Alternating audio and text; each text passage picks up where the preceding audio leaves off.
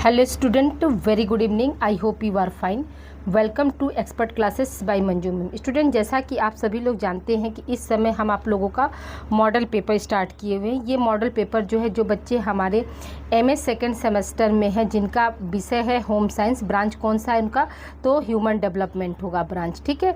और पेपर कौन सा है, तो ये पेपर 4th है। पेपर का नाम क्या है, बच्चों एवं परिवार का प्रबंधन कार्यक्रम। ये पेपर आप लोगों का 1 जुलाई को होने वाला है स्टूडेंट। तो आप लोग सिर्फ मात्र एक वीडियो से आप लोगों का जो है मैक्सिमम क्वेश्चन जो है सॉल्व हो जाएगा। यानी 75 क्वेश्चन में से, याद रखिएगा 75 नंबर का आपका प्रश्न होता है, जिसमें से आप लोग इसी मॉडल पेपर से 60 नंबर तक क्वेश्चन जो है सॉल्व कर सकते हैं। तो स्टूडेंट, हम देखते हैं पहला क्वेश्चन हमारा क्या है कि वैवाहिक जीवन हेतु परामर्श की आवश्यकता पर टिप्पणी लिखिए। ठीक है, वैवाहिक जीवन हेतु क्या है, आपका परामर्श की आवश्यकता पर क्या करना है, टिप्पणी लिखना है। तो देखिए यहाँ पे क्या है, प्राचीन काल में, ठीक है, प्राचीन काल में विवाह को जन्म जन्मांतर का संबंध माना जाता था। ठीक है, प्राचीन काल में क्या था, विवाह को क्या है, हम जन्म जन्मांतर का जो है संबंध मानते थे। किंतु वर्तमान समय में बढ़ते दबावों व तनावों के कारण जरा सी बात पर वैवाहिक मतभेद देखे जाते हैं, जिन्हें आपस में सुलझाने की अपेक्षा न्यायालय का दरवाज़ा खटखटाया जाता है और कई बार इसकी परिणति तलाक के रूप में होती है। अतः वैवाहिक जीवन को सुख में बनाने हेतु एवं मतभेदों को दूर करने हेतु पारिवारिक परामर्श की आवश्यकता होती है, जो कि निम्न प्रकार है। जो ये वैवाहिक परामर्श क्या होता है, तो आप लोग देख रहे हैं इसमें आधुनिक युग में क्या हो रहा है, बात बात पे जो शादियाँ टूट जाती हैं, बात बात पे देखते हैं लोग तलाक ले लेते हैं, एक दूसरे के साथ रहना पसंद नहीं करते हैं। तो उसके लिए जो है आपका वैवाहिक परामर्श जो है आवश्यक होता है। अब देखिए पहला पॉइंट यहाँ पे क्या है, नारी सशक्तिकरण। यानी वर्तमान समय में हर क्षेत्र में, चाहे वो शिक्षा हो, ठीक है, स्वास्थ्य यहाँ पे होगा, स्वास्थ्य यहाँ बना ले, स्वास्थ्य हो, आर्थिक राजनीतिक क्षेत्र हो या घर के अंदर, सभी क्षेत्रों में नारी सशक्त हुई है। नारी के सशक्त होने से घर की पारंपरिक स्थितियां, जहां उसे पुरुषों से निम्न माना जाता था, उसमें भी बदलाव आया है। इसका प्रभाव उनके वैवाहिक जीवन पर भी पड़ रहा है।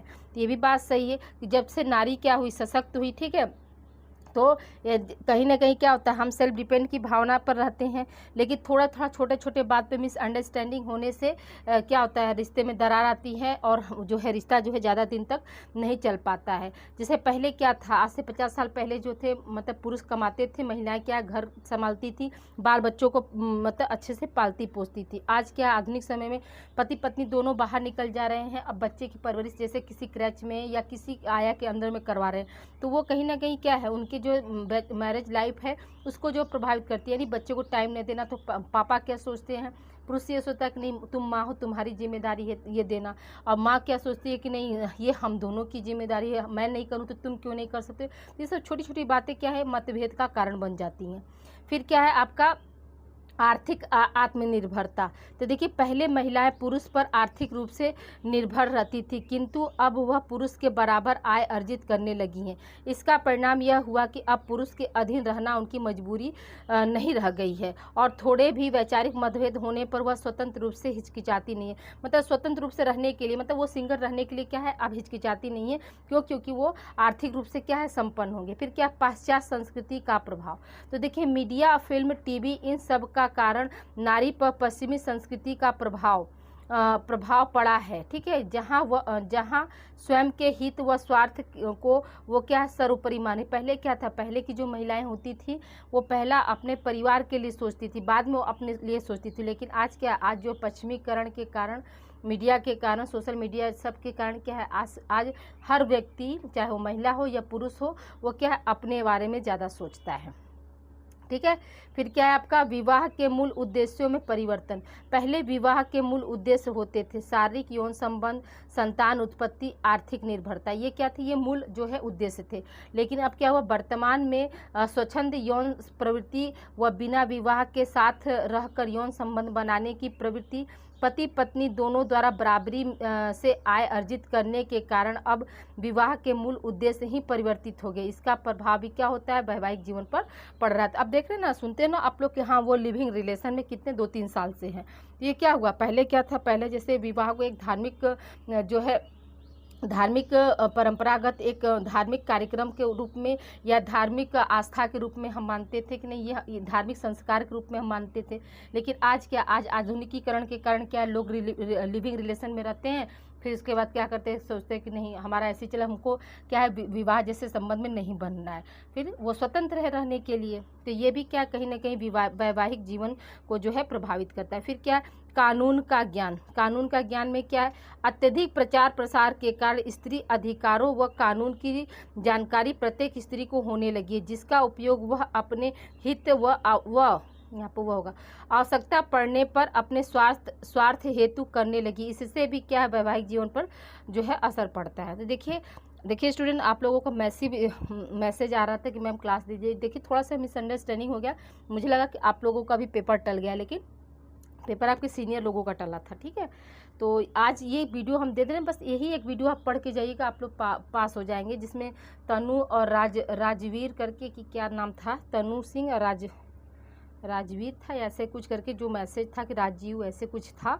तो देखिए मेरी कोशिश है कि आप लोगों को 4 बजे तक जो है मतलब मैं ये वीडियो दे दूं। हालांकि टाइमिंग जो है आपकी 7:30 बजे से, लेकिन 2-3 घंटा पहले दूंगी। तो आप लोगों का भी ये उत्तरदायित्व है कि आप लोग भी क्या करिएगा, इस वीडियो को ज़्यादा से ज़्यादा मतलब शेयर कर दीजिएगा, ताकि सभी बच्चे जो है इसका लाभ उठा पाएँ, कोई बच्चा जो है इससे अनभिज्ञ न रह पाए। ठीक है, अब आइए देखिए अगला प्रश्न क्या है, पारिवारिक परामर्शदाता के कौन से गुण होते हैं, या ऐसे भी पूछ सकते हैं या पूछ सकते हैं ऐसे भी कि पारिवारिक परामर्शदाता के क्या क्या गुण होते हैं। तो देखिए यहाँ पर या क्या गुण होने चाहिए। ठीक है, पारिवारिक परामर्शदाता के निम्नलिखित गुण होते हैं। पहला क्या, अनुपालक। एक परामर्शदाता के लिए यह अत्यंत आवश्यक है कि वह एक अच्छा अनुपालक हो, जिस व्यक्ति या परिवार को परामर्श देना है वह उसकी स्थिति परिस्थिति का अच्छे से अवलोकन कर सकता है। ठीक है, तो उसकी स्थिति और परिस्थिति का क्या है, वो अच्छे से अवलोकन कर सकता है, अनुपालक होगा तब। दूसरा क्या है आपका कि अच्छा सुनने वाला। तो परामर्शदाता को अच्छा सुनने वाला भी होना चाहिए। जब तक कि वह प्रार्थी की समस्या को भली भांति सुन नहीं लेगा, तब तक वह उनकी समस्या के बारे में परामर्श नहीं दे पाएगा। तो इसलिए क्या है, जो परामर्शदाता क्या होना चाहिए, अच्छे से सुनने वाला होना चाहिए। तीसरा क्या है आपका, संगठनात्मक एवं समय प्रबंधन कौशल। एक परामर्शदाता के समक्ष कई बार ऐसी स्थितियां आती हैं जब उसे समय प्रबंधन एवं संगठन कौशल का जो है परिचय देना पड़ता है। परामर्शदाता को इसके लिए अपनी कागजी कार्रवाई को भली भांति क्या करना चाहिए, पूरा करके रखना चाहिए। ठीक है, कभी कभी जैसे किसी को डाउट होता है कि नहीं मुझे लगता है कि आप जो काउंसलर का काम कर रहे हैं तो आपके पास क्या है, डिग्री नहीं है, आप ऐसे फर्जी काम कर रहे थे। उस दौरान क्या है, जो परामर्शदाता होगा, जो काउंसलर होगा, उसकी क्या वो अपनी योग्यता को दिखा सकता है, अपने कागज पत्र को दिखाकर बता सकता है कि नहीं मैं फर्जी नहीं हूँ। ठीक है, फिर क्या, संचार कौशल। संचार कौशल में क्या है आपका कि देखिए संचार कौशल क्या है, परिवार परामर्शदाता में उत्तम संचार कौशल होना चाहिए। वह परिवार के सदस्यों की सभी समस्याओं को भली भांति सुनने वाला हो। 5वां क्या, बोधगम्य।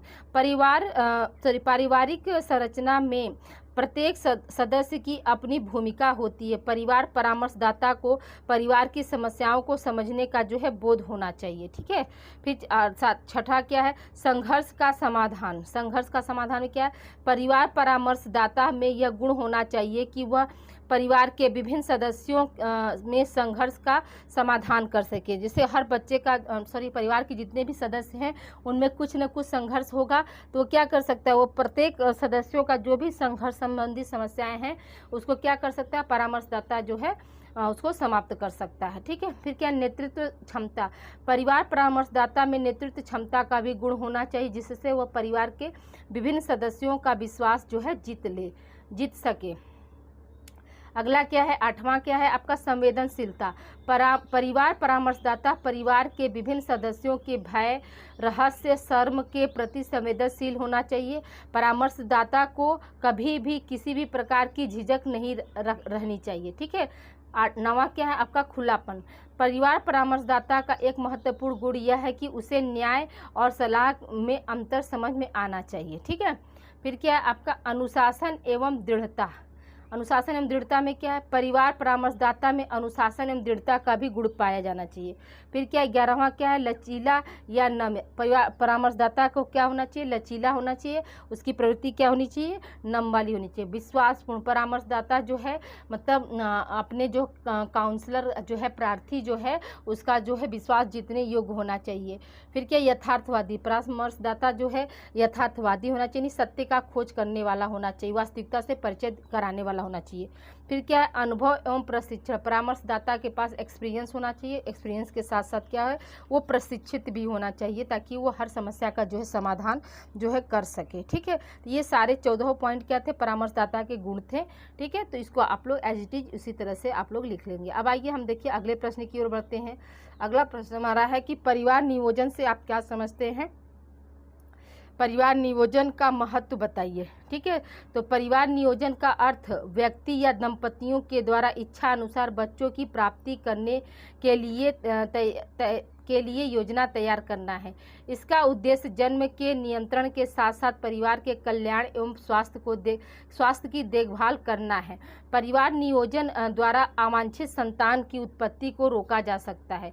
ठीक है, तो परिवार नियोजन क्या है, तो एक तरह से मान लीजिए आपकी जनसंख्या वृद्धि को कम करने के लिए ये परिवार नियोजन योजना जो है चलाई जाती है। ठीक है, इसमें क्या है, इसमें जैसे इस समय क्या है, गवर्नमेंट ने एक साफ रूल निकाल दिया ना कि हम दो हमारे दो। अगर मान लीजिए किसी को 3 बच्चा है तो उसको सारी जो गवर्नमेंट सुविधाएं हैं उससे क्या किया जाएगा, उसको वंचित किया जाएगा और उसको कोई भी गवर्नमेंट जॉब नहीं मिल पाएगी। ठीक है, फिर क्या है भारत में परिवार नियोजन संगठन की स्थापना 1949 ईस्वी में हुई थी।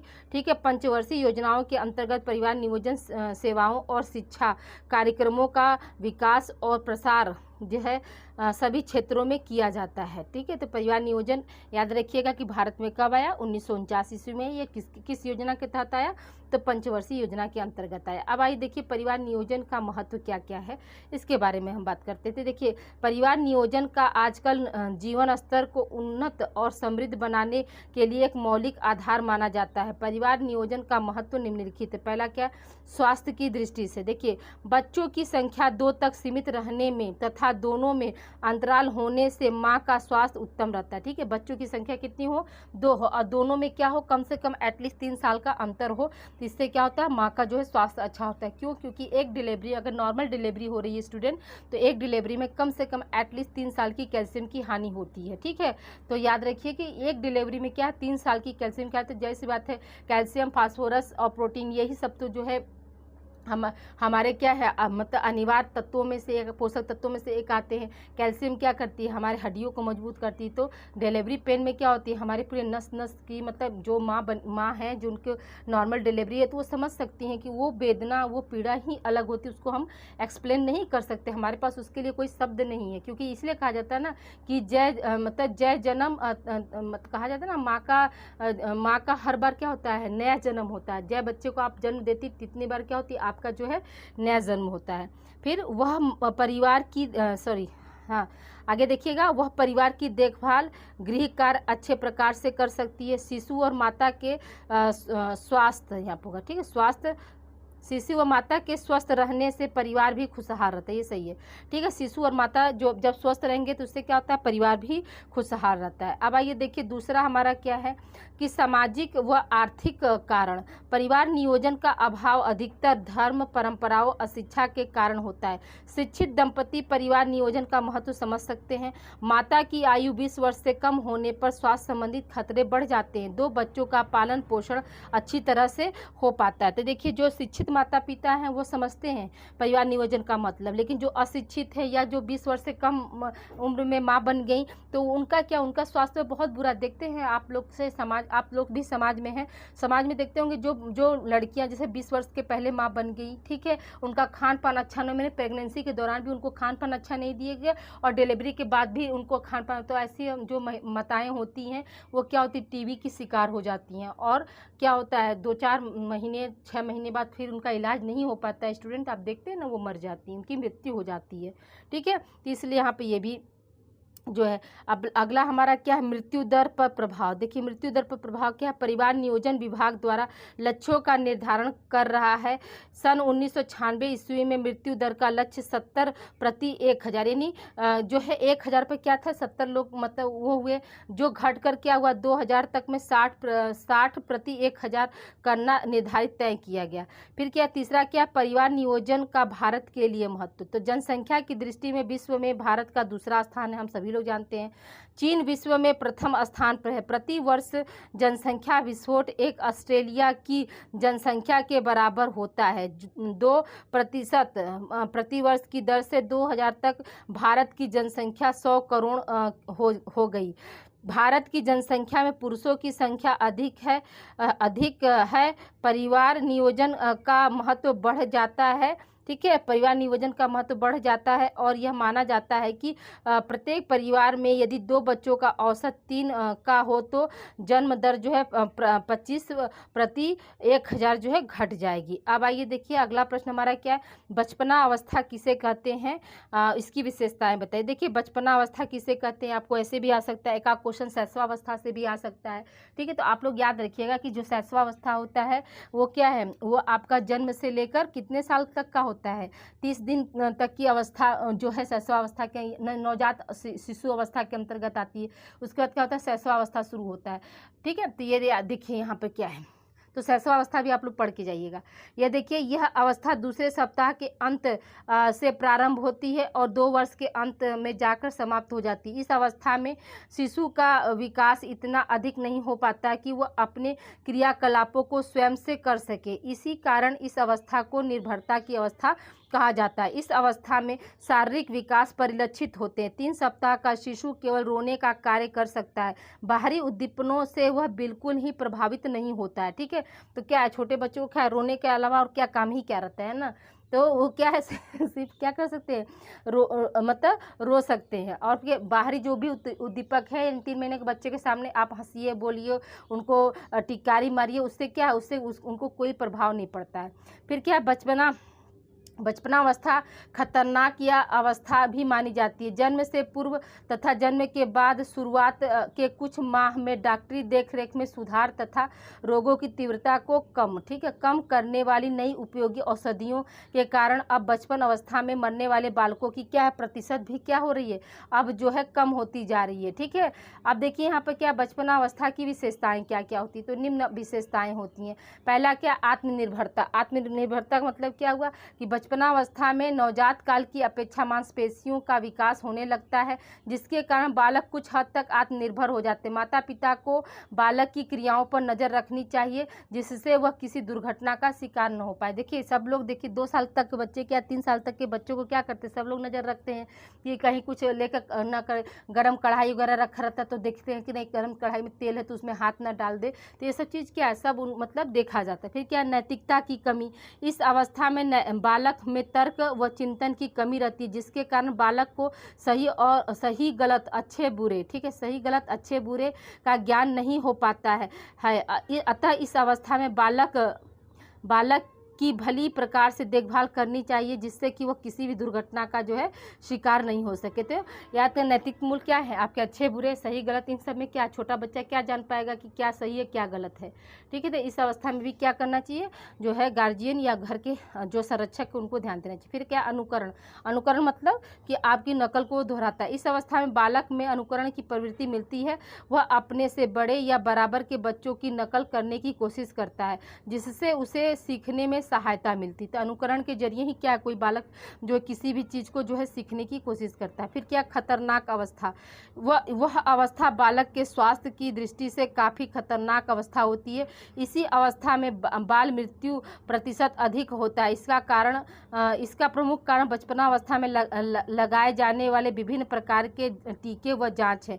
माता पिता को चाहिए कि वह अपने बालक के टीकों का जो है ध्यान रखे। देखिए टीकाकरण होता है, आप सभी लोग जानते हैं कि टीकाकरण होता होता है, ठीक है। तो टीकाकरण में जो डेट दिया जाता है, जो अवधि दी जाती है स्टूडेंट, उस पर ध्यान देना चाहिए। ऐसा नहीं है, देखिए बहुत से डॉक्टर जो होते हैं वो क्या है, अवधि बीत जाती है लेकिन अपनी कमाई के लिए क्या करते हैं, बोलते हैं कि नहीं नहीं अभी भी आप लगा सकते हैं ना। तो ये चीज़ क्या है, गलत है ना।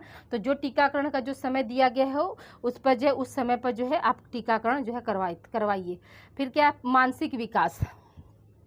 मानसिक विकास क्या है आपका, तो इस अवस्था में बालक की मानसिक क्षमताओं का विकास तीव्र गति से होता है। इस अवस्था में बालक विभिन्न क्रियाओं, यहाँ पर ओ बना ले, क्रियाओं को दोहराता है, जिसके कारण उसकी क्या है, मानसिक क्षमता का विकास जो है होता रहता है। अब आइए देखिए अगले प्रश्न की ओर बढ़ते हैं। अगला प्रश्न हमारा क्या, पारिवारिक परामर्श क्या होता है। देखिए अभी ऊपर जो स्टार्ट था वो वैवाहिक परामर्श था, ठीक है। अब क्या है आपका पारिवारिक परामर्श क्या है, और पारिवारिक परामर्श की क्या क्या विशेषताएं होती हैं, इसके बारे में बात करते हैं। तो देखिए वेबस्टर के अनुसार, डायरेक्ट हम परिभाषा बता दे रहे हैं, परामर्श का अर्थ पूछताछ, पारस्परिक तर्क वितर्क या विचारों का पारस्परिक विनिमय है, ठीक है। कार्ल रॉजर्स ने क्या दिया, तो परामर्श एक निश्चित रूप से संरचित स्वीकृति संबंध है, जो परामर्श प्रार्थी को पर्याप्त मात्रा में स्वयं को समझने में सहायता देता है, जिससे वह अपने नवीन ज्ञान के परिप्रेक्ष्य में क्या करता है, ठोस कदम उठाता है, ठीक है। तो ये क्या हुआ, ये आपका जो पारिवारिक परामर्श हो गया। देखिए पारिवारिक परामर्श का मतलब क्या होता है, तो आप साधारण भाषा में समझ सकते हैं कि परिवार में जो भी समस्याएं आ रही हैं, ठीक है, उस समस्याओं का निदान करने के लिए जो है पारिवारिक परामर्श रखा जाता है, काउंसलर रखा जाता है, जिससे कि क्या हो सके, पारिवारिक जीवन में जो भी समस्याएं हैं उसका जो है वो निदान कर सके, ठीक है। देखिए बहुत गर्मी हो रही है और पसीना जो है चश्मे में चला जा रहा है, बीच बीच में दिक्कत हो जा रहा है, मुझे भी धुंधला दिखाई देने लगता है, और पंखा चला नहीं सकते हैं क्योंकि आपको लोगों को जो पंखे की आवाज़ जाएगी। तो गर्मी में ही पढ़ाना पड़ता है, बहुत मेहनत पड़ता है स्टूडेंट। वीडियो बनाने में कम से कम 7 घंटे जाते, 5-6 घंटे जो है टाइपिंग में, और 1 घंटे देखिए ये क्लास में। देखिए यहाँ पर क्या, अगला हेडिंग क्या है आपका, पारिवारिक परामर्श की विशेषताएं। तो देखिए परामर्श दो व्यक्तियों के विचारों का पारस्परिक विनिमय है। परामर्श में काम से, ठीक है, कम होगा यहाँ पर, ठीक है, कम से कम 2 व्यक्तियों का होना आवश्यक है, एक परामर्शदाता और दूसरा क्या है, परामर्श प्रार्थी। परामर्शदाता द्वारा परामर्श प्रार्थी को आवश्यकता अनुसार दी गई वैज्ञानिक सलाह या सुझाव ही क्या होता है, आपका पारिवारिक परामर्श कहलाता है। परामर्श सीखने की एक प्रक्रिया है, जिससे एक प्रशिक्षित व्यक्ति दूसरे व्यक्ति की सहायता इस प्रकार करता है ताकि उसका क्या हो सके, विकास हो सके। देखिए पसीना वो चश्मे पर चला जाता है, तो इसलिए कभी कभी क्या है, वर्ड भी हमको दिखाई नहीं देते, गलत पढ़ा जाता है, लेकिन लिखा सही रहता है स्टूडेंट, ठीक है। फिर क्या है, पारिवारिक परामर्श द्वारा परामर्श प्रार्थी स्वयं को समझने में सक्षम होता है, जिससे वह अपनी नवीन ज्ञान के परिप्रेक्ष्य में ठोस कदम उठा सके। अगला पॉइंट क्या है, पारिवारिक परामर्श में परिवार के किसी भी सदस्य की केवल समस्या का ही समाधान नहीं किया जाता, वरन उसे समाधान करने योग्य क्या करते हैं, बना दिया जाता है, ठीक है। फिर क्या है आपका 7वां पॉइंट हमारा क्या है कि परामर्श, देखिए पारिवारिक परामर्श का उद्देश्य आत्म परिचय का आत्मबोध है, ठीक है, आत्म परिचय का क्या है, आत्मबोध है। अब ये देखिए जो 7 पॉइंट थे वो क्या थे आपके, जो पारिवारिक परामर्श के जो थे विशेषताएं थे स्टूडेंट। अब आइए देखिए हम अगले प्रश्न की ओर बढ़ते हैं। अगला प्रश्न हमारा क्या है कि किशोरावस्था में व्यावसायिक परामर्श क्या है। तो आइए देखिए किशोरावस्था में व्यावसायिक परामर्श क्या है। तो राष्ट्रीय व्यावसायिक निर्देशन यहाँ पर होगा, निर्देशक संगठन के अनुसार, ठीक है, क्या है, व्यवसाय का चुनाव करने, इसके लिए तैयार होने, उसमें प्रवेश करने तथा उसके विकास की सूचना देने, अनुभव देने, राय देने की पद्धति ही क्या है, व्यवसायिक परामर्श कहलाती है। तो देखिए व्यवसायिक परामर्श में क्या हुआ कि व्यवसाय का चुनाव, आप कैसे व्यवसाय का चुनाव कर सकते हैं, इसके लिए आपको कैसे तैयार करना है, उसमें अगर प्रशिक्षण लेना है तो उसके लिए कहाँ पर प्रवेश लेना चाहिए, ठीक है, आदि जितने भी संबंधित सूचनाएं होती हैं वो क्या है, वो सारे जो है पद्धति जो भी हम अपनाते हैं वो क्या है, आपका व्यवसायिक पद्धति के अंतर्गत आता है। अब आइए देखिए व्यवसायिक परामर्श के उद्देश्य हम देखते हैं। तो क्या है, विभिन्न क्षेत्रों में व्यवसाय के बारे में जानकारी देना। दूसरा क्या है, गुण व क्षमताओं के विकास के बारे में बताना। तीसरा क्या है आपका, विभिन्न व्यवसायों के निरीक्षण की सुविधा प्रदान करना। जैसे आपका क्या है कि किशोर बालकों को उनकी रुचि के क्षेत्र के विभिन्न व्यवसायों का निरीक्षण करना चाहिए ताकि वह उसे प्रत्यक्ष रूप से देखकर उसका मूल्यांकन कर सके। ठीक है, तो यानी कि रुचि के अनुसार क्या है, किशोर को जो है व्यवसाय दिलाना चाहिए। अगला पॉइंट क्या है, चौथा हमारा क्या, व्यवसाय संबंधित योजना को सफल बनाने में सहायता करता है। जैसे आप क्या समझते थे, किशोर बालकों कोई व्यवसाय प्रारंभ करना, किशोर बालक होना चाहिए। ठीक है, किशोर बालक कोई व्यवसाय प्रारंभ करना चाहता है तो उसकी उस योजना को सफल बनाने हेतु उसे सहयोग देना चाहिए। ठीक है, तो अगर मतलब कोई जो है व्यवसाय अगर शुरू करना चाहता है तो उसको क्या करना चाहिए, जो भी उससे संबंधित योजना है उसको बारे में उससे अवगत कराना चाहिए। फिर क्या है आपका कि विशेषज्ञों से मिलवाना, जो भी उसके विषय के एक्सपर्ट हैं उसको क्या करना चाहिए, किशोरों से जाकर उनको मिलवाना चाहिए। फिर क्या, ईमानदारी से कार्य करने की प्रेरणा देना। कोई भी बिजनेस हो, आप लोग को क्या उसमें ईमानदारी किससे काम कैसे आप करेंगे, इसके लिए क्या है जो है किशोर को प्रेरित करना चाहिए। फिर क्या है, प्रशिक्षण के अवसर देना, यानी कि जो किशोर है उनको क्या करना चाहिए, उनको अगर वो सीख लिए तो उनको क्या है प्रशिक्षण का अवसर देना चाहिए कि वो दूसरे को भी क्या कर सके, सिखा सके। फिर क्या है, आत्म मूल्यांकन करने की क्षमता का विकास, अपना खुद का कैसे वो मूल्यांकन कर सकते हैं, इस क्षमता का भी विकास जो है हम किसके द्वारा करते हैं, आपके व्यावसायिक परामर्श के द्वारा करते हैं। अब आइए देखिए किशोर में व्यावसायिक परामर्श की आवश्यकता क्यों पड़ी। तो पहला पॉइंट हमारा क्या है, देखिए हमने हेडिंग डाल दिया, आपको बस बता रहे, लिख से लेंगे। व्यवसायों में भिन्नता, आप सभी लोग जानते हैं कि अब एक ही तरह का व्यवसाय नहीं रह गया, तो उसमें क्या है आवश्यकता पड़ी कि मतलब कुछ आप स्पेसिफिक व्यवसाय चुनिए जिसमें आप काम करना चाहते हैं, तो उस भिन्नता के कारण जो है आवश्यकता पड़ी। दूसरा क्या, भावी जीवन में स्थिरता लाना, यानी भविष्य की जीवन में आप कैसे स्थिर होकर अपने कारोबार को आगे बढ़ा सकते, इसके लिए जो है व्यावसायिक परामर्श की आवश्यकता पड़ी। व्यक्तिगत विभिन्नताएं, हर व्यक्ति का एक जैसा व्यक्तित्व नहीं होता है। जैसे क्या, हर व्यक्ति की क्या होती है, आप जैसे आप लोग में से बहुत से स्टूडेंट क्या है मुझे पसंद करते होंगे, बहुत से स्टूडेंट मुझे नहीं पसंद करते होंगे, तो ये क्या हुआ, ये आपका पर्सनल विभिन्नता हुआ ना। लेकिन आपके पसंद और नापसंद से मुझे कोई फर्क नहीं पड़ता, इसलिए नहीं पड़ता कि मेरा काम क्या है आप लोगों को शिक्षित करना, और आप लोग बस अच्छा एजुकेशन लेकर अपने मुकाम को हासिल करिए, तो मैं अपने आप को जैसे धन्य मानूंगी कि नहीं, एक शिक्षक होने का मैंने जो है फर्ज निभाया। ठीक है, तो कभी भी ऐसा नहीं सोचना चाहिए कि मेरा तो एक ही सिद्धांत है कि अगर मुझे कोई काम आता है तो मैं उसको करना चाहती हूँ, और उसके पीछे कोई मेरी तारीफ़ करे या न करे मुझे इससे कोई फ़र्क नहीं पड़ता है, मुझे ये काम आता है इसलिए मैंने किया। ठीक है, और मैं कभी तारीफ़ के लिए जैसे मोहताज नहीं रहती, ये मेरा अपना खुद का प्रिंसिपल है कि नहीं कोई मुझे तारीफ़ करे कि नहीं बहुत अच्छा है तभी मैं उस काम को करूँ, ऐसा नहीं है। ठीक है, फिर क्या है अपना मानवीय संसाधनों का उचित उपयोग, तो मानवीय संसाधन जो भी है उसका कैसे वो उपयोग कर सकते हैं उसकी दृष्टि में। फिर क्या, आर्थिक दृष्टि से आवश्यक कि जो व्यवसाय है आपने चुना तो आपकी इकोनॉमिक स्ट्रक्चर को वो जो है सुधार सकती है, इसके लिए। फिर क्या, बेरोजगारी को दूर करने के लिए, बेरोजगारी देख रहे हैं सब चरम सीमा पे, तो उसको दूर करने के लिए भी क्या, किशोरों में क्या है व्यावसायिक परामर्श की आवश्यकता पड़ती है। फिर क्या, राष्ट्र की उन्नति हेतु, तो जब किशोर जो आप लोग भी तो क्या है युवा, प्रौढ़ युवा या युवा किशोर में आएंगे। ठीक है, युवा किशोर में आएंगे तो आप क्या है, आप ही तो हमारे देश के कल के भविष्य हैं, तो आप लोगों को अच्छी शिक्षा हम देंगे तभी तो हमारे देश का विकास होगा, और आप अच्छी शिक्षा ग्रहण करेंगे, ग्रहण करने के साथ साथ क्या उसको अपने जीवन में आप उतारेंगे तभी आप वेल एजुकेटेड है। अदरवाइज एजुकेशन क्या, अगर आप सिर्फ किताब कापी तक सीमित रखेंगे तो फिर आप वेल एजुकेटेड के अंतर्गत नहीं आएंगे। अब आइए देखिए यहाँ पे क्या है, यूनिसेफ या संयुक्त राष्ट्र संघ शिशु निधि पर टिप्पणी लिखिए। देखिए यूनिसेफ का पूरा नाम क्या है, संयुक्त राष्ट्र संघ शिशु निधि सॉरी है ना। तो अब देखिए यहाँ पे क्या है, इस पर क्या है आपको टिप्पणी लिखने के लिए आ सकता है, या सविस्तार ये कार्य किसके लिए चलाया गया, इसके तो आपको यही एज इट इज ऐसे लिखना है। देखिए इसका पूरा नाम United Nations children's of fund है। ठीक है, जो अब ये नाम हुआ है। ठीक है, United Nations children fund UNICEF का आप लोग देखते हैं ना, UNICEF UNICEF होता है ना, इसी को हम यूनिसेफ पढ़ते हैं। तो इसका पूरा नाम क्या है? United Nations children fund. ये अब हो गया, पहले यह United Nations international children emergency fund के नाम से जान। जो पहले यूनिसेफ का पुराना नाम क्या है? तो United nation international children emergency fund है, लेकिन अब वर्तमान में इसका नाम क्या हो गया? यूनाइटेड नेशंस चिल्ड्रन फंड हो गया। ठीक है।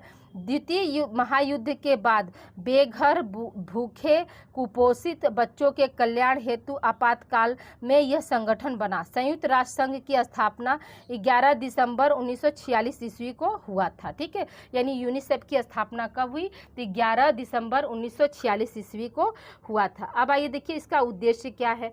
तो उद्देश्य में देखिए यूनिसेफ जैसा संगठन बच्चों के विकास के लक्ष्य को लेकर चलता है। वहीं संयुक्त राष्ट्र संघ मानव कल्याण एवं उत्थान के लिए कार्य करता है।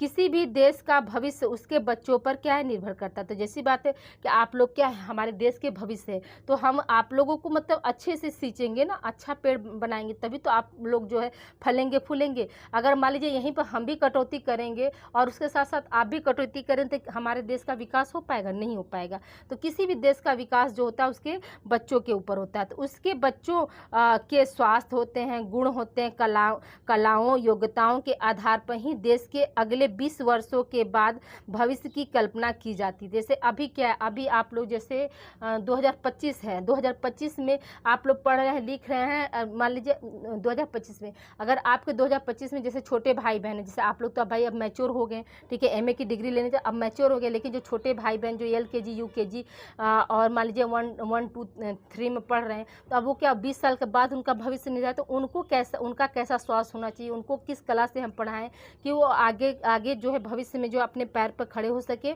और जो है देश का नाम रोशन कर सके। तो सबसे बड़ा क्या होता है? स्वास्थ्य। अगर बच्चा हेल्दी है, स्वस्थ है, तो वो उसका हर काम में मन लगेगा, पढ़ाई हो, लिखाई हो, खेल कूद हो, सब कुछ में। लेकिन अगर वहीं पर बच्चा अनहेल्दी है, अस्वस्थ है, तो वहाँ पर क्या उसका किसी चीज़ में मन नहीं लगेगा। ठीक है, इसलिए यूनिसेफ के सारे कार्य एवं सहायता प्राथमिक रूप से शिशुओं के स्वास्थ्य पर केंद्रित है। तो देखिए हमने क्या बताया कि जो छोटे बच्चे हैं उनके स्वास्थ्य पर क्या है? यूनिसेफ जो है कार्य करता है। अब आइए देखिए आगे, देखिए क्या, अज्ञानता के कारण गरीबी है और कुपोषण अज्ञानता के कारण होता है। देखिए अज्ञानता के कारण ही गरीबी है और कुपोषण भी क्या होता है? अज्ञानता के कारण। जैसे हमारे घर में सारे चीज़ अवेलेबल है, कोई ज़रूरी नहीं कि हम मार्केट से ही सारा चीज़ लें। जैसे अगर आपके घर में दाल है, ठीक है, तो आप क्या कर सकते हैं? दाल को थोड़ा बहुत मतलब आप ग्राइंड कर लीजिए, उसमें चावल डाल दीजिए, उसमें थोड़ा सा गेहूँ ग्राइंड करके डाल दीजिए, उसी का सूप बनाकर अपने बच्चों को पिलाइए, पालक का सूप बना के पिला दीजिए। तो अब ये सब कैसे आएगा? आप जब शिक्षित रहेंगे तभी तो, और जब शिक्षित रहेंगे तभी क्या है? अज्ञानता दूर होगी।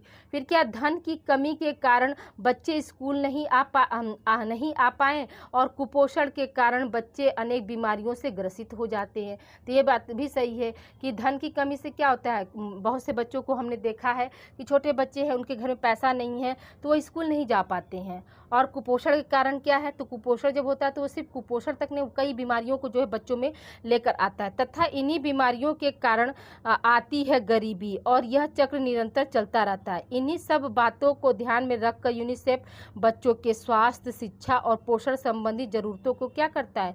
पूरा करने के लिए ये स्टार्ट किया गया। ठीक है, ज़रूरतों को क्या किया गया? पूरा करने के लिए। हाँ स्टूडेंट, अब आइए देखिए आगे हम बात करते हैं।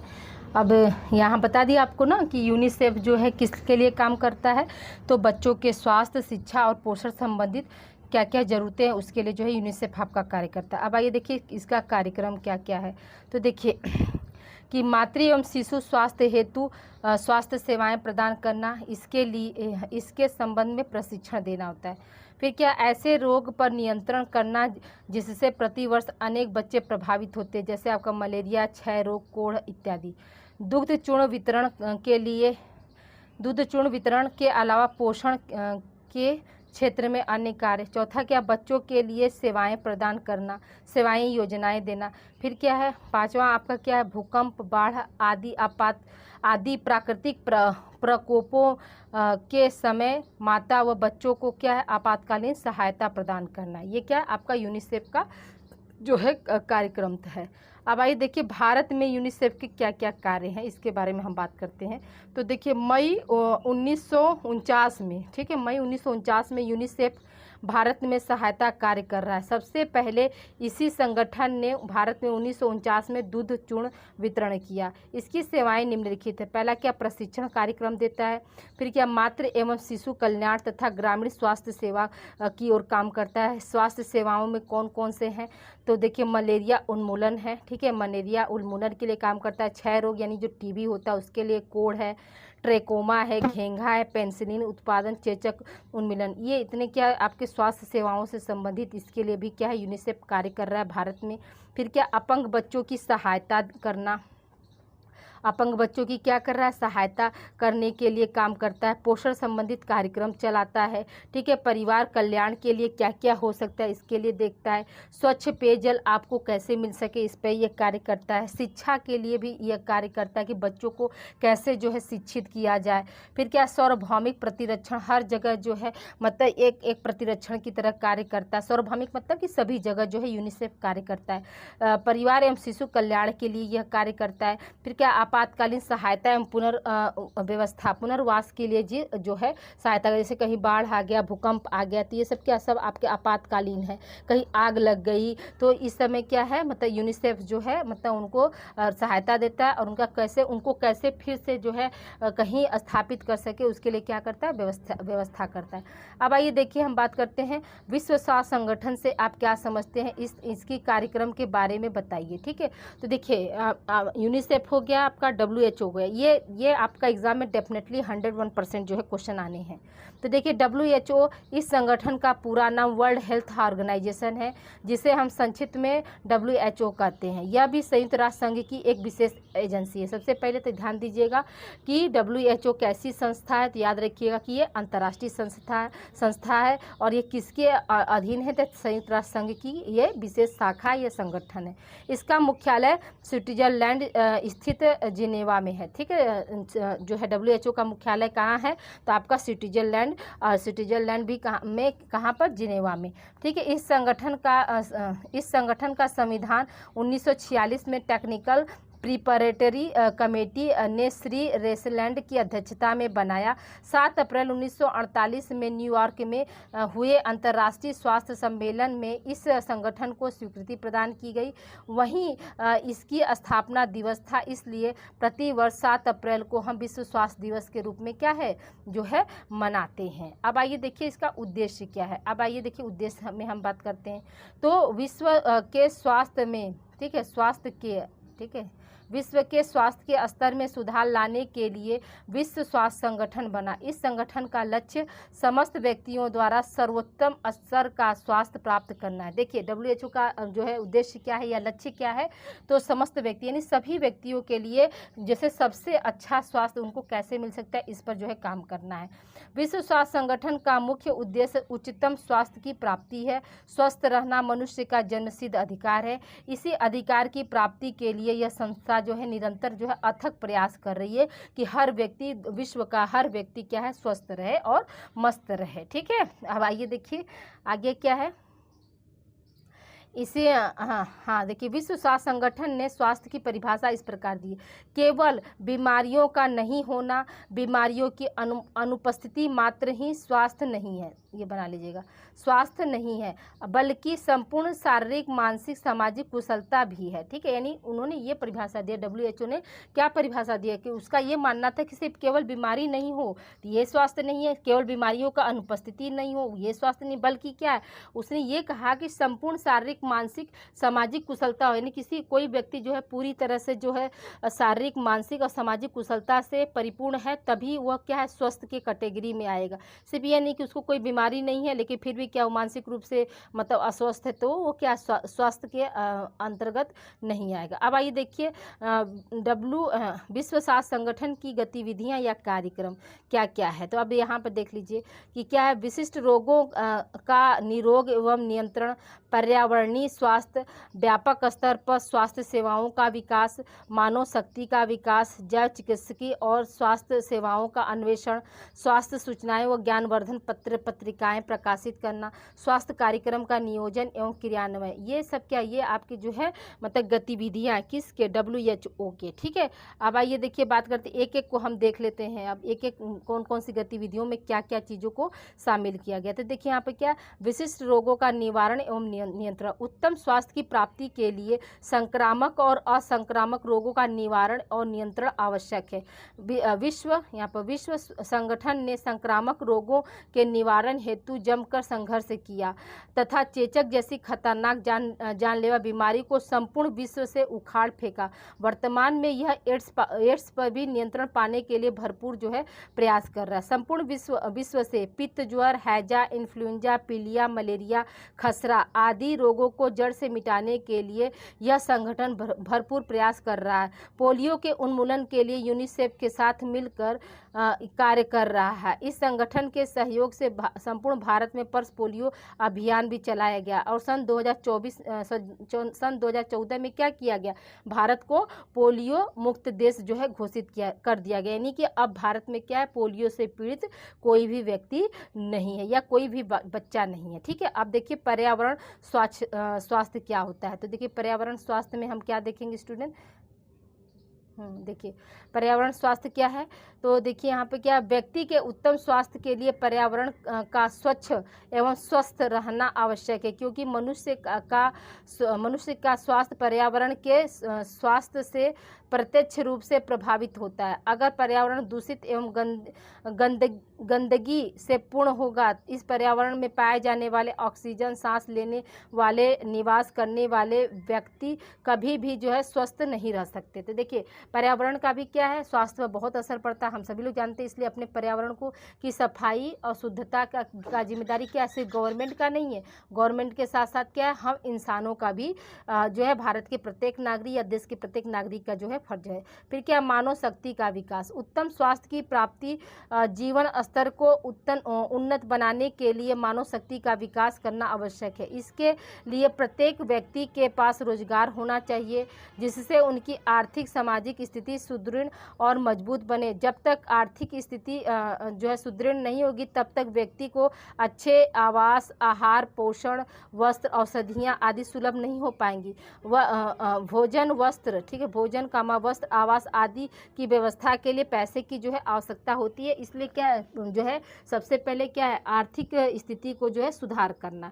अब आइए देखिए अगले प्रश्न की ओर बढ़ते हैं। अगला प्रश्न हमारा क्या है स्टूडेंट, कि राष्ट्रीय जन सहयोग एवं बाल विकास संस्था निप्सिड से आप क्या समझते हैं, इसके बारे में संक्षिप्त टिप्पणी लिखिए। तो देखिए इस संस्था का प्रारंभ 28 फरवरी 1966 ईस्वी को हुआ। यह एक स्वायत्तशासी संस्था है, यानी स्वायत्तशासी का मतलब कि अपने ऑटोनॉमस संस्था, ये अपना सारा चीज़ क्या अपने खुद से वहन करती है। इसका मुख्य कार्यालय नई दिल्ली में है। यह संस्थान मानव विकास मंत्रालय के अधीन कार्य करता है। फिर क्या है, इसका संचालन महिला एवं बाल विकास विभाग के द्वारा होता है। इस संस्था का मुख्य उद्देश्य स्वैच्छिक कार्यों एवं गतिविधियों के द्वारा बाल विकास एवं सामाजिक विकास को जो है प्रोत्साहन देना और उन्नत बनाना है। अब आइए देखिए निप्सिड के कार्य क्या क्या हैं। तो देखिए पहला कार्य क्या है स्टूडेंट, की सामाजिक विकास को उन्नत बनाना। ठीक है, सामाजिक विकास को क्या करना, उन्नत बनाना। दूसरा क्या है, बाल विकास कार्यक्रम के लिए प्रारूप तैयार करना। तीसरा क्या, सरकारी नीति एवं स्वैच्छिक गतिविधियों में समन्वय स्थापित करना, यानी जो भी गवर्नमेंट की पॉलिसी है और आपने अपनी स्वेच्छा से जो भी गतिविधियां मतलब एक्टिव की हैं, उनमें कैसे हम तालमेल बनाकर जो है आगे कार्य कर सकते हैं, उसके बारे में देखना। प्रकाशन, ये प्रकाशन का भी कार्य करता है। तो देखिए निप्सिड द्वारा प्रकाशन का भी कार्य किया जाता है, जैसे पुस्तकें, पत्र पत्रिकाएं, बाल विकास एवं सामाजिक विकास से संबंधित शोध कार्य, रिपोर्ट आदि क्या करते हैं, जो है प्रकाशन में प्रकाशित किया जाता है। प्रशिक्षण जो है निप्सिड के जरिए भी क्या होता है, मतलब लोगों को जो है प्रशिक्षण देकर जो है संस्था में में जुड़ा जाता है ताकि वो संस्था का जो कार्यभार वो अच्छे से देख सके। फिर क्या कि आपका सरकारी एवं शैक्षिक संस्थाओं का सहयोग देना, ये क्या करती है, ये सरकारी और शैक्षिक संस्थाओं को भी क्या करती है, सहयोग प्रदान करती है। अन्य संगठनों के साथ भी संपर्क स्थापित करती है। ठीक है, अब आइए देखिए अगले प्रश्न की ओर बढ़ते हैं। भारतीय शिशु कल्याण समिति यानी ICCW यानी Indian council of children welfare के कार्य बताइए। तो ठीक है, तो आप देखिए यहाँ पे क्या, भारतीय शिशु कल्याण समिति की स्थापना 1952 ईस्वी में हुई थी। इस संस्था का मुख्य उद्देश्य भारतीय बालकों के सर्वांगीण विकास, जैसे आपका शारीरिक है, मानसिक है, सामाजिक है, नैतिक है, चारित्रिक है और आध्यात्मिक है, के लिए कल्याणकारी योजना बनाकर क्रियान्वयन करके सदैव बच्चों के कल्याण के लिए जो है प्रयत्नशील रहना है। तो देखिए भारतीय शिशु समिति का मतलब क्या था कि वो चाहती थी कि मतलब ये स्थापित किया गया 1952 में, और इसका जो उद्देश्य हो गया या उनका काम क्या था, उन्होंने ये वो चाहते थे या ये संस्था चाहती है कि भारत के जितने भी बच्चे हैं उनका क्या हो, संपूर्ण सर्वांगीण विकास हो, सभी तरह का विकास हो, शारीरिक हो, मानसिक हो, सामाजिक हो, नैतिक हो, चारित्रिक और आध्यात्मिक, सभी तरह का जो है मतलब विकास करना है। और उनको मतलब हमेशा जो है उनके कल्याण के लिए हमेशा ये संस्था जो है क्या है, प्रयत्नशील रहती है।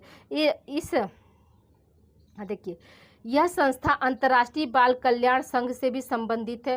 प्रत्येक राज्य और जिले में इस समिति की शाखाएं पाई जाती हैं। भारतीय शिशु कल्याण समिति का मुख्यालय कहाँ है, तो नई दिल्ली में है। ठीक है, तो याद रखिएगा भारतीय समिति शिशु समिति का जो है स्थापना कब 1952 ईस्वी में हुआ और इसका कार्यालय कहाँ है, तो नई दिल्ली में है। ठीक है, अब आइए देखिए भारतीय शिशु कल्याण समिति के कार्य क्या क्या है। तो देखिए पहला क्या, प्रशासन करना। ठीक है, प्रकाशन होगा यहाँ पर जी, प्रकाशन बना लीजिएगा, प्रकाशन करना।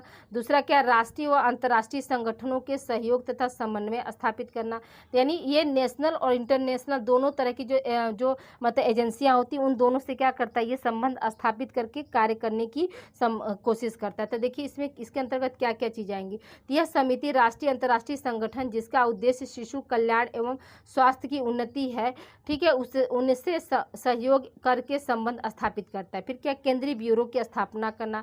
इस समिति का एक महत्वपूर्ण कार्य केंद्रीय ब्यूरो की स्थापना करना है। यह ब्यूरो शिशु से संबंधित आंकड़े एकत्रित करता है तथा उपलब्ध आंकड़ों के आधार पर मूल्यांकन करता है। यानी ब्यूरो मतलब ये ब्यूरो क्या कर रही थी, जैसे कितने शिशु जो है स्वस्थ हैं, ठीक है, कितने शिशु शिक्षित है, कितने शिशु जो है किसी बीमारी के कारण मर गए, इन सब का क्या करता है, डाटा एकत्रित करता है और लास्ट में जो है इसका मूल्यांकन करता है। फिर क्या, योजना बनाना और क्रियान्वयन करना, मतलब जो है शिशु के विकास के लिए योजना बनाता है और उसको कैसे क्रियान्वित करना है इसके बारे में कार्य करता है। फिर क्या, वित्तीय सहायता प्रदान करना। यह संस्था जो होती है, ठीक है, शिशु कल्याण हेतु विभिन्न शाखाओं और संस्थाओं से जुड़े संगठनों को क्या करती है, वित्तीय सहायता भी देती है। फिर क्या, शिक्षा का प्रचार प्रसार करना। इस समिति के द्वारा शिक्षा का प्रचार प्रसार विविध माध्यम जैसे चार्ट है, पोस्टर है, फोल्डर है, फिल्म प्रोजेक्टर के द्वारा जनसाधारण तक क्या किया जाता है, पहुँचाया जाता है। ठीक है, अब आइए देखिए आगे अगले प्रश्न की ओर बढ़ते हैं। अगला प्रश्न हमारा क्या है कि समन्वित बाल विकास योजना यानी ICDS, जिसको हम क्या बोलते हैं, इंटीग्रेटेड चाइल्ड डेवलपमेंट स्कीम बोलते हैं। ठीक है, इंटीग्रेटेड चाइल्ड डेवलपमेंट स्कीम या इसी को सर्विस भी करके आपको आ सकता है, तो के बारे में बताइए। तो देखिए भारत में स्कूल पूर्व बालकों होगा, ठीक है, यहाँ पर बनाइएगा, बालकों एवं गर्भवती तथा धात्री माताओं के स्वास्थ्य में सुधार लाने के लिए इस योजना का शुभ आरंभ 1975 ईस्वी में किया गया।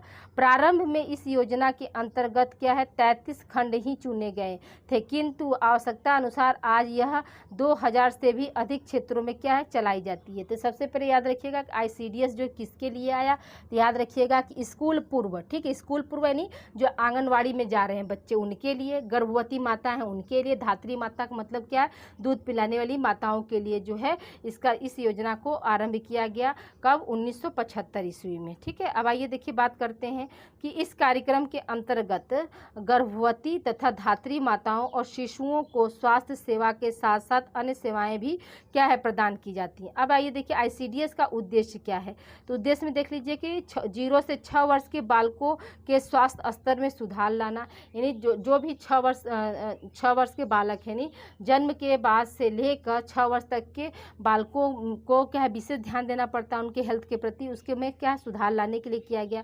फिर क्या, बालक के पोषण स्तर में सुधार करके बाल मृत्यु की समस्या को कम करना, यानी बाल मृत्यु की संख्या को क्या किया गया, इस ICDS के तहत क्या किया, उसमें कमी आई। बच्चों को 6 जानलेवा बीमारियों से बचाने के लिए टीकाकरण कार्यक्रम जो है सहयोग प्रदान करता है। अब उसमें कौन कौन सा जो है टीकाकरण कार्यक्रम होगा, तो टिटनेस है, कुकर खांसी, पोलियो है, खसरा है, डिप्थीरिया और क्षय रोग है। फिर क्या है, बालकों का स्वास्थ्य परीक्षण करना। फिर क्या है, बच्चों की मृत्यु कुपोषण व बच्चों की मृत्यु कामा होगा कुपोषण एवं क्षय रोग, यहाँ पर क्षय बना लीजिए, क्षय रोग से बचने के लिए पूरक आहार की व्यवस्था करना। फिर क्या है आपका कि बालकों के स्वास्थ्य एवं पोषण स्तर में सुधार लाने के लिए माताओं को पोषण और स्वास्थ्य शिक्षा प्रदान करना। ठीक है, तो जो है बालकों के स्वास्थ्य का, ठीक है, स्वास्थ्य और पोषण स्तर में सुधार लाने माताओं को पोषण। देखिए क्या होता है, डिलीवरी के बाद क्या होता है, जो जितने भी घर के लोग हैं, इतनी मतलब भ्रांतियां हैं इस देश में कि लोग क्या करते हैं, बच्चे को खूब प्रोटेक्ट रखेंगे, बच्चों को जो है तरह तरह का टॉनिक ला कर पिलाएंगे, लेकिन वहीं पे क्या है, जो मतलब माँ है, जो धात्री माँ है, उसके लिए वो लोग एक पैसा भी इन्वेस्ट नहीं करना चाहते। उनको सिंपल क्या दाल चावल रोटी सब्जी पर रखेंगे, कहेंगे कि नहीं दाल पियो तो खूब दूध होगा। अरे उसके साथ साथ क्या है, उसके साथ साथ उसको कैल्शियम आयरन की टैबलेट भी चाहिए। उसके साथ साथ क्या है, जैसे आप प्रेगनेंसी के दौरान उनका ध्यान रख रहे थे, तो सर क्या 6 महीने तक आप लोगों को जो है कैल्शियम की गोली, ठीक है, आपका आयरन की गोली और फॉलिक एसिड की जो 3 टैबलेट जो है कंपलसरी होता है, क्योंकि जो भी आप खाएंगे वो आपका मिल्क में बनेगा, ठीक है, मिल्क में कन्वर्ट होगा, तो मिल्क क्या होगा, आपका बच्चा ही ना पिएगा, तो आपके शरीर में जितने पोषक तत्व रहेंगे वो क्या आपके दूध के रास्ते जो आपके बच्चे को मिलेगा। तो यहाँ पे क्या इसीलिए बताया जा रहा है ना यहाँ पे कि माताओं का पोषण, यानी माताओं को कैसे न्यूट्रिशन मिले इसके बारे में बताना, और उनको जैसे स्वास्थ्य संबंधित शिक्षा प्रदान करना, तो वो कैसे अपने बच्चे को जो है मतलब अच्छा रख सकती थी। इसीलिए क्या है, कोई भी हो जैसे गार्जियन, तो उसको क्या करना चाहिए, उसको ये करना चाहिए कि बच्चे के साथ साथ क्या माँ का भी खान पान का ध्यान दे।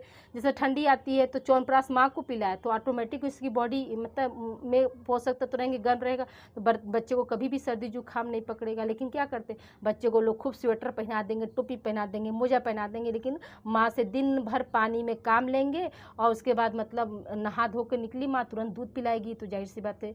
तो माँ को भी अपना ध्यान, माँ को भी अपने से रखना चाहिए। जैसे कि जो भी मतलब आप भविष्य में, जैसे बहुत से लोगों का भी शादी हुआ होगा, बहुत से लोग प्रेग्नेंट होंगे, मतलब 1-2 महीना चल रहा हो, तो मान के चलिए दिसंबर में जिनकी डिलीवरी होगी, तो वो क्या कर सकते हैं, वो सुबह उठे अपने लिए, आप अपने लिए खुद से करिए। आप दूसरे के ऊपर डिपेंड मत रखिए कि नहीं मेरी माँ बना के देगी या मेरी सास बना के देगी या मेरी जेठानी बना के देगी तब हम खाएंगे, ये चीज़ें मत बनिए, है ना। आप अपना ध्यान आप खुद अपने से कैसे रख सकते हैं, इसका मतलब विशेष ध्यान देना चाहिए। आप अपने लिए खुद जो है काढ़ा बना लीजिए, तो इसमें तुलसी, ये आपका क्या बोलते हैं, लौंग, अदरक, ये सब पेस्ट बनाकर डालकर गुड़ डालकर काढ़ा बना लीजिए, नहा कर निकलिए, तुरंत क्या है गर्म करके काढ़ा अपने से पी लीजिए। पीकर फिर क्या है आप मतलब अपने बच्चे को फीड कराइए, देखिए आपका बच्चा कभी भी बीमार नहीं हो सकता है। तो ये सब चीज़ें अपने से करना चाहिए, आप कभी किसी के ऊपर डिपेंड मत रहिए, ठीक है। स्वास्थ्य के प्रति जो है कभी किसी के ऊपर डिपेंड है कि नहीं वो अगला देगा तब हम खाएंगे, अगला देगा तब हम पिएंगे, चाहे वो पति हो चाहे वो सास हो, किसी से आप उम्मीद मत करिए, आप खुद अपने लिए करिए, ठीक है। अब आइए देखिए कार्य कौन कौन सा है, तो अब आइए हम बात करते हैं कार्य की। तो देखिए कार्य क्या क्या है, तो टीकाकरण, ठीक है, टीकाकरण माने देते हैं, पूरक आहार दिया जाता है, स्कूल पूर्व औपचारिक अनौपचारिक शिक्षा यानी आंगनवाड़ी में जैसे बच्चों को 2-2 घंटा 3-3 घंटा जो है खेल खेल के माध्यम से कैसे बच्चे को मतलब पढ़ना है, कैसे लिखना है, कैसे उठना है, कैसे बैठना है, कैसे बोलना है, ये सब क्या सब अनौपचारिक शिक्षा जो आंगनवाड़ी में दी जाती है। फिर क्या पोषण एवं स्वास्थ्य संबंधित जो है मतलब शिक्षा दी जाती है। फिर क्या प्रशिक्षण किया जाता है, तो ये क्या आपके ICDS के जो है कार्य हैं। अब आइए देखिए हम बात करते हैं सामुदायिक विकास कार्यक्रम, ये देखिए मोस्ट इम्पॉर्टेंट, ये आपका आना ही आना है।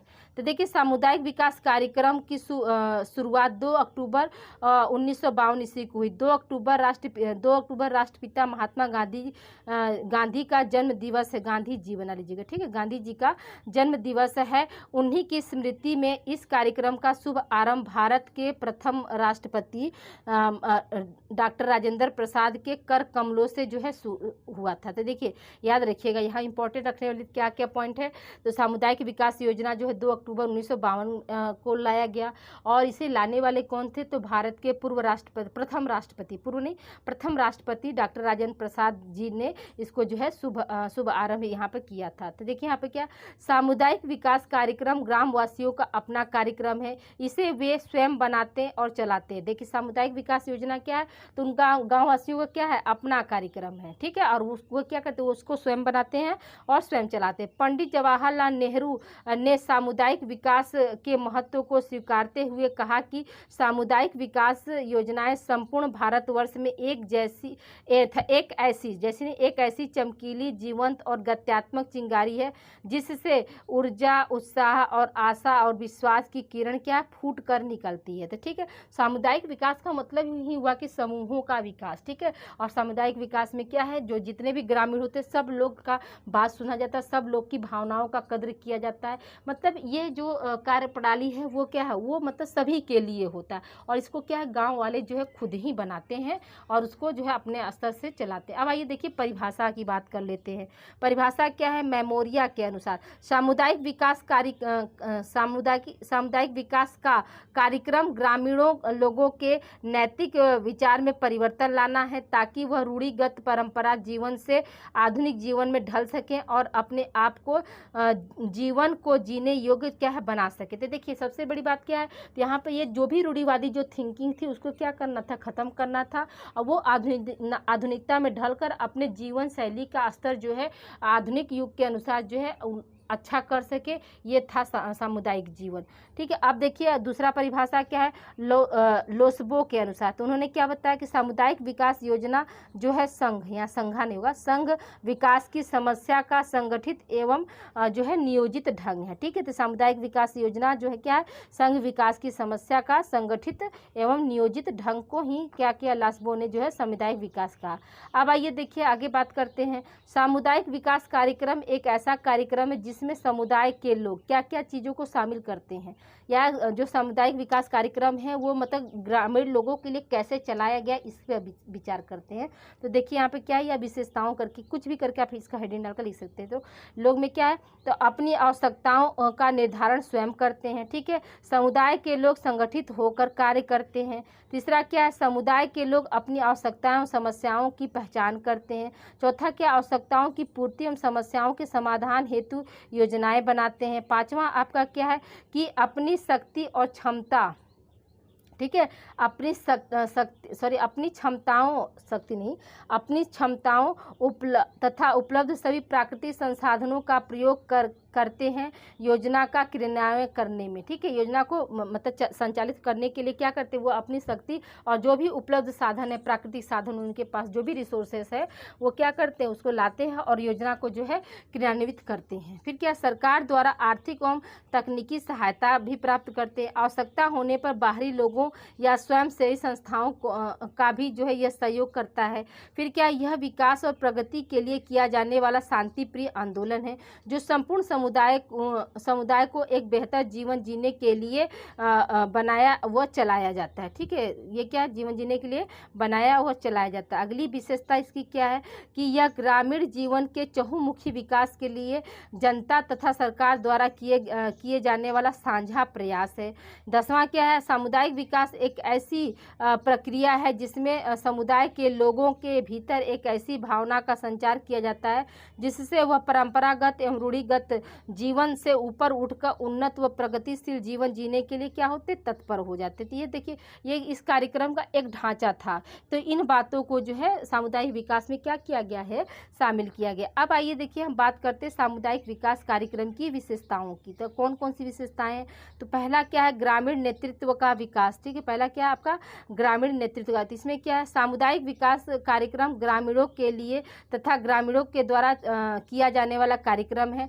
ग्रामीण जनता अपने कल्याण के लिए गरीबी, भूखमरी, बीमारी, बेरोजगारी, अज्ञानता आदि से छुटकारा पाने के लिए मिलजुल कर कार्य करते हैं, जिसके परिणाम स्वरूप उनमें आपसी सहयोग की भावना का क्या होता है, विकास होता है, ठीक है। दूसरा पॉइंट हमारा क्या है, सभी लोगों के लिए। जो सामुदायिक विकास कार्यक्रम की एक खास विशेषता क्या होती है कि वह सभी लोगों के लिए होता है। यह किसी खास जाति, धर्म, वर्ग, संप्रदाय, ठीक है, लिंग या लिंग के लिए नहीं किया जाता, चाहे वो हिंदू हो या मुसलमान, सिख हो या ईसाई, स्त्री हो या पुरुष, बच्चे हो या वृद्ध, अमीर हो या गरीब। सामुदायिक विकास क्या होता है, समस्त जनता के लिए चलाए जाने वाला क्या है, कार्यक्रम है, ठीक है। इसीलिए कहा गया है क्या कहा गया है कि यह सभी लोगों के लिए। अब आइए देखिए तीसरा हमारा क्या, प्रजातांत्रिक विधि से। प्रजातांत्रिक विधि में क्या है कि सामुदायिक विकास कार्यक्रम प्रजातांत्रिक तरीके से किया जाता है। इसमें सभी लोगों की आवाज़ को सुनी जाती है और सभी लोगों की भावनाओं को क्या किया जाता है, सम्मान किया जाता है।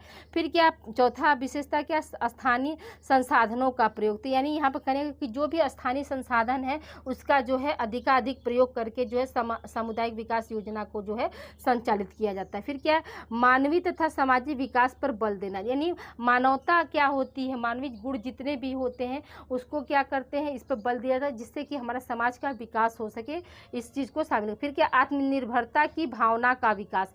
छठा क्या है आपका, आत्मनिर्भरता की भावना का विकास। तो इस कार्यक्रम का एक उद्देश्य यही है कि हर कोई क्या हो, आत्मनिर्भर बने, ठीक है, अपने आर्थिक स्थिति को सुधारे, वो सेल्फ डिपेंड बनकर जो है काम करे। इस भावना की तरफ भी क्या है, सामुदायिक विकास जो है योजना जो है या कार्यक्रम जो है बल देता है। फिर क्या, ग्रामीण जनता में प्रेरणा शक्ति का विकास। और ग्रामीण जनता में क्या है, प्रेरणा शक्ति का भी विकास जो है आपका सामुदायिक विकास योजना का जो है विशेषता के लिए जो है कार्य करता है। अब देखिए सातों विशेषताएं हेडिंग डालकर आप लोग लिख लीजिएगा, और 3 तो हमने अच्छे से बता दिया, 4 को हमने जो समझाया है तो उसको जो है आप अपने शब्दों में यहाँ लिख सकते हैं। अब आइए देखिए अगले प्रश्न की ओर बढ़ते हैं। अगला प्रश्न हमारा क्या है स्टूडेंट, एक मिनट,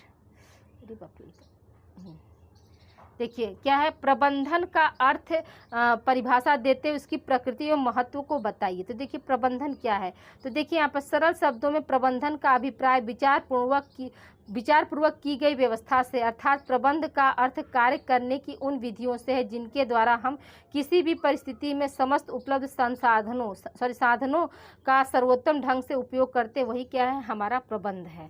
ठीक है, तो प्रबंध का मतलब क्या होता है कि सब काम क्या सिस्टमेटिक ढंग से करना, ठीक है, सिस्टम के अनुसार करना, तो यही सब क्या होता है, मैनेजमेंट के अंतर्गत ही आता है। अब आइए देखिए प्रबंध की परिभाषा क्या है। तो प्रबंध की परिभाषा जो टेरी के अनुसार क्या है, प्रबंध आयोजन, संगठन, कार्य को गति देने एवं नियंत्रण की प्रक्रिया है जो कि सामान्य लक्ष्यों के निर्धारण और प्राप्ति हेतु की जाती है, जिसमें मानवीय और अन्य साधनों का भी क्या है उपयोग किया जाता है। फिर क्या, FW टेलर के अनुसार क्या दिया, प्रबंध या जानने की कला है, प्रबंध यह होगा यहाँ पर, प्रबंध यह जानने की कला है कि आप क्या देखना चाहते हैं, तत्पश्चात यह देखना कि वे इसे सर्वोत्तम या मितव्ययतापूर्ण तरीके से करते हैं या नहीं करते हैं। ठीक है, तो FW टेलर ने क्या कहा, उन्होंने यह कहा कि प्रबंध का मतलब ये होता है कि आप क्या देखना चाहते हैं, ठीक है, उसके बाद क्या करना कि आप किस तरह से सर्वोत्तम ढंग से और कम खर्चले में जो है आप इसको करते हैं, वही तभी आपका जो है मैनेजमेंट जो है अच्छा माना जाएगा। अब आइए देखिए प्रबंधन की प्रकृति। प्रबंधन की प्रकृति क्या है, तो देखिए प्रबंधन कला और विज्ञान दोनों है। ठीक है, इसमें क्या होता है, इसमें कला और विज्ञान जो है दोनों पाया जाता है, उसी को हम क्या बोलते हैं, प्रबंध बोलते हैं। फिर क्या, प्रबंधन व्यक्तियों के संगठित समूह के से कार्य करने का एक तंत्र होता है, एक सिस्टम होता है। यहाँ प्रबंध क्या होता है, प्रबंध जो है एक या दो व्यक्ति से नहीं, व्यक्तियों के संगठित समूह से कार्य करने की जो है एक तंत्र यानी सिस्टम होता है। फिर क्या है, आपका प्रबंध पर्यावरण की गुणवत्ता बनाए रखने का कार्य करता है, जो मैनेजमेंट के मैनेजमेंट की तरफ से भी क्या होता है, गुणवत्ता का काम जो है किया जाता है, जिससे कि क्या हो सके, हमारा जो एटमॉस्फेयर है, जो हमारा इन्वायरमेंट है, उसमें बैलेंसिंग बनी रहे। ठीक है, फिर क्या, प्रबंधन विकास का साधन तथा अधिकार तंत्र है। प्रबंधन क्या होता है, आपके डेवलपमेंट का साधन भी है और आपके क्या क्या राइट्स है, इसका भी तंत्र जो है प्रबंधन होता है। फिर क्या, प्रबंधन व्यक्तियों से कार्य कराने की सार्वभौमी प्रक्रिया। ऐसा नहीं कि मैनेजमेंट सिर्फ भारत में ही पाया जा रहा है, सार्वभौमिक का मतलब क्या हुआ कि सभी जगह, तो सभी जगह क्या है, प्रबंधन जो होता है व्यक्तियों से कैसे आप कार्य करा सकते हैं, एक मैनेजर कैसे अच्छा हो सकता है कि अपने जो एम्प्लॉय हैं उनसे वह कैसे कार्य करा रहा है, ठीक है, ताकि वो एम्प्लॉय भी खुश और मैनेजर भी खुश, तभी वो कंपनी क्या होती है, आगे बढ़ती है।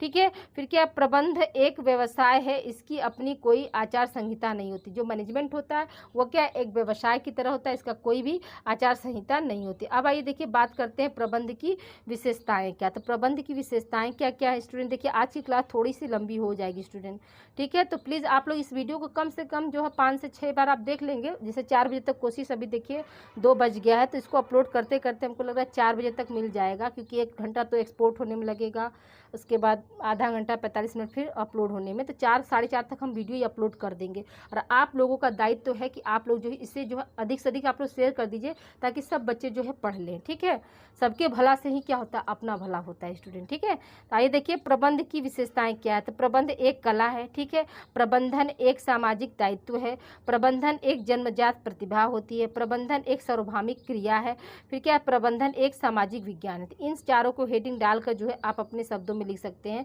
कि प्रबंधन क्या है, एक कला होता है। जैसे मैनेजमेंट करना क्या होता है, एक कला होता है। सबके बस की बात नहीं होती कि सब कोई जो है मैनेजमेंट अच्छा से कर ले, तो इसके लिए फिर क्या, प्रबंधन एक सामाजिक दायित्व है, यानी कि इसमें क्या है, समाज के हर व्यक्ति का जो है उद्धार हो सके, ऐसा हमारा मैनेजमेंट होना चाहिए।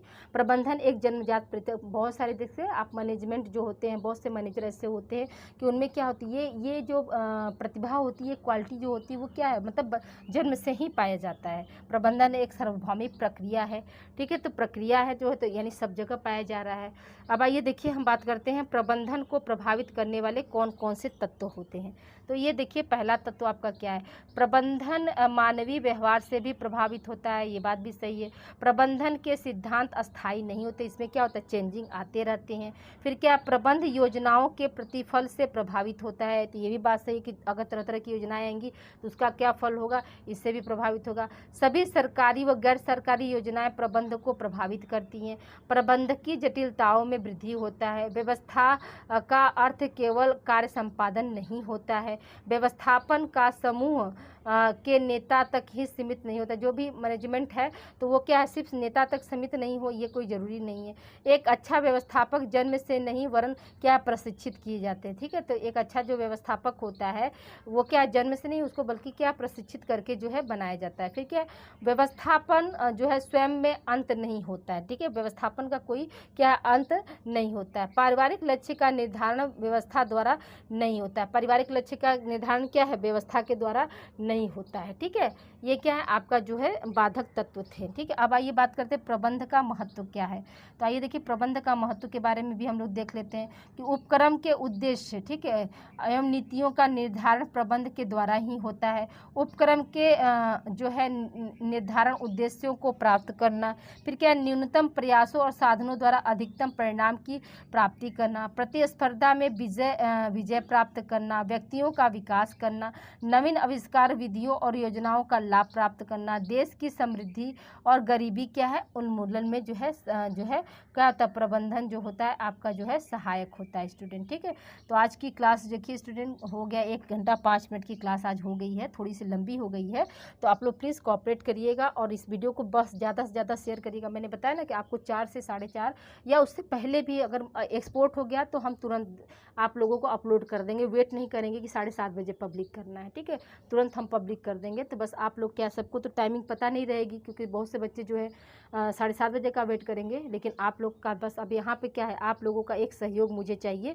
कि आप इस वीडियो को जो है अधिक से अधिक बच्चों को आप लोग शेयर करिए, ताकि बच्चे जो है समय से पढ़ लें स्टूडेंट। क्योंकि बहुत से बच्चे जो हैं गरीबी के कारण या समय अभाव के कारण जो है बुक या सीरीज वगैरह नहीं ले पाते, उनको सिर्फ मेरे ही वीडियो का जो है इंतज़ार रहता है। तो आप लोग क्या है, मेरे लिए एक श्रृंखला हो स्टूडेंट। ठीक है, आप लोग क्या हो, एक कड़ी हो मेरे लिए। तो ये कड़ी कैसे बनेगी, जैसे हमने ये किया फिर आपने दूसरे को तो ऐसे ऐसे करके तब ना ये कड़ी जो है श्रृंखला चलेगी। तो आप लोग जो है प्लीज़ जो है इस वीडियो को ज़्यादा से ज़्यादा आप लोग शेयर करिए और अपना वैल्यूएबल कमेंट जरूर दीजिएगा, और कल कैसा पेपर हुआ इसको ज़रूर आप लोग बताइएगा। ठीक है स्टूडेंट, ओके स्टूडेंट, मिलते हैं हम अगली क्लास में। अगली क्लास यानी अब क्या, आप चौथा पेपर आप लोगों का ख़त्म, तो अब अगला क्लास यानी 3rd सेमेस्टर में मिलते हैं। Okay, thank you for watching student.